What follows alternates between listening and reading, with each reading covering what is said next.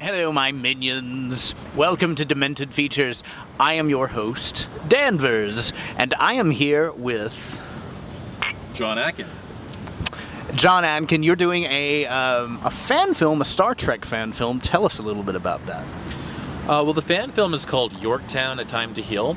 It was a fan film that was started back in the 1980s, in 1985, and it stars George Takei as Sulu. If this was started in 1985, this has been a fairly long process. Tell us a little bit about its journey, its trek, if you will. Yes. Well, the film started in 1985, and much of the footage which was shot on Super 8 film was finished in 1987. But there was still a lot of things that they didn't get done. There was a few missing scenes because they didn't have a Starship Bridge set, and the special effects just weren't done. Because of certain circumstances, such as school, the film ended up being put on hiatus for a few years, 25 years to be exact. So, I'm assuming, one of the things you're doing is adding updated special effects and so forth. What are the challenges of merging the older film and that technology with the new technology and making it look like it's in the same film, making it seamless, if you will? Right. Well, that was one of the biggest challenges, was just making the special effects look like they could have been made in 1985. With CGI special effects, they're getting much better to the point where they actually look like real physical models. And so that was one of our main challenges there, was just having a CGI version of the Starship Yorktown, which is a kind of a variant of the USS Enterprise model. The Yorktown for our film was designed by a special effects artist named Andrew Probert. Andrew worked on Star Trek: The Motion Picture. He designed the refit USS Enterprise. So this is a pretty substantial and professional film. This isn't just your average cardboard set fan film. Well, we got a lot of professionals that were working on it, and it's pretty amazing. The producer, who was a young man at the time, his name's Stan Wu. He's from Los Angeles.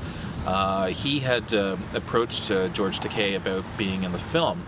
And what it was George was a family friend of Stan's uncle, who's a local politician, and George was helping him on one of his campaigns. It always boils down to politics. Yes. And so Stan ended up being invited to dinner that George was at, and he decided to ask him if he'd be interested in possibly acting in his fan film. Now, Stan didn't think that he would, but he asked the question, and he was surprised when George said, sure, why not?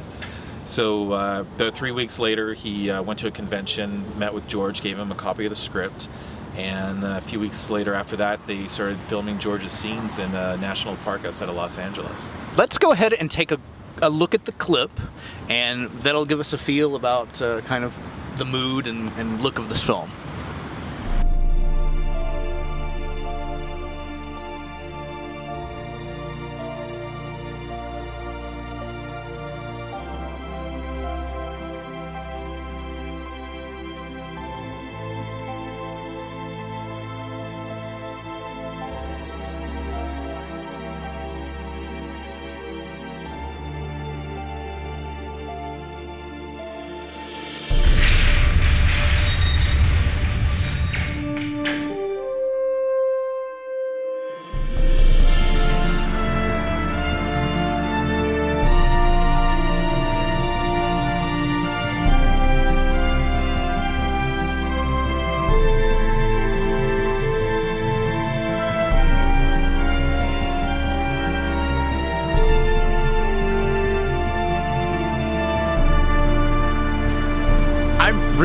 Really excited. That looks fantastic. Is it completely finished? I mean, is it wrapped and ready to go?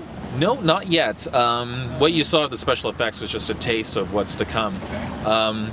We have a special effects artist from Canada. His name is Roland Baron, and he's worked on a couple other Star Trek fan films. He worked on one called Star Trek of Gods and Men that had the original actors who played Uhura and Chekhov in the film.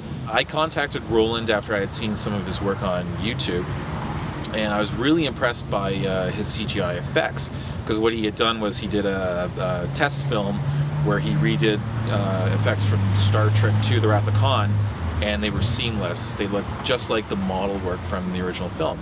So I contacted him and asked him if he'd like to help with the Yorktown design that Andrew Probert had created, and he said that he would, and so him and Andrew created the CGI model that you saw in the trailer. As far as the special effects, you still have some work. Is that it? I mean, or are all the scenes ready to go? I mean, for something that old, Right. is there anything missing or anything like that? There was actually quite a few scenes missing. Fortunately, they were able to film all of George's scenes because they take place when he beams down to the planet. So George isn't going to be back. No, George won't be back, but all of his scenes are shot and filmed, and he looks gorgeous. It's just beautiful. So what we were missing was the bridge scenes on the Starship, and what ends up happening is the captain and Sulu beam down to the planet, so we end up having the chief engineer take over command of the ship. So we were fortunate in that way because we didn't have to rely on any of the former actors for that.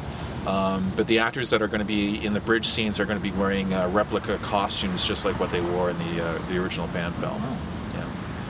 So we're going to be filming on this set in Oklahoma, and it's a replica bridge set of the 1960s Star Trek bridge. Wow. And it's television quality. It just looks gorgeous. It's a group that makes fan film. They're called Starship Ajax, and they were kind enough to lend us their bridge to finish the film. Well, that's really cool. You don't often hear about something that's gone on this kind of like epic journey from start to finish. So, I mean, I think it's pretty amazing that you're undertaking something like this and finishing it. And I mean, this is really part of Star Trek history, isn't it? Well, it really is. Like, when I had first heard about it, I was only 12 years old, and I read about the film in a magazine called Starlog magazine, and I remember seeing these pictures of Sulu in this costume that looked like the 60s, but slightly altered, and all these actors, and I was just really excited about this project. And as I got older, I tried to find more information about it online, but I couldn't really find anything. So I ended up starting a Facebook group called Yorktown Time to Heal, and through that group get in touch with some of the people like the producer Stan Wu and designer Andrew Probert. You know, the great thing about the film is it's a volunteer project. Like, no one's being paid to work on this, and pretty much everyone that asked about helping out with it has been able to assist with the film. We plan on having the film finished by about December 2014, so we're going to take about a year to finish it.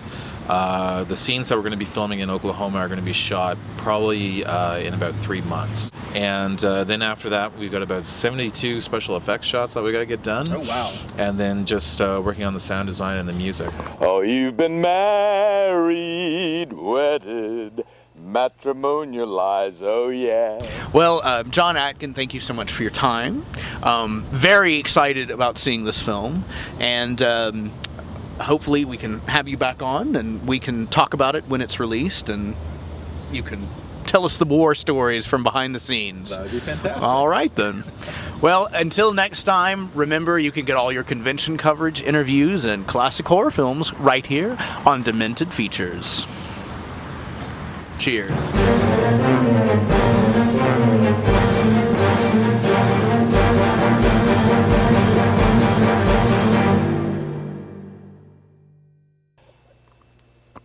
Oh, wait a minute. Oh, yeah. Oh, wait, cut.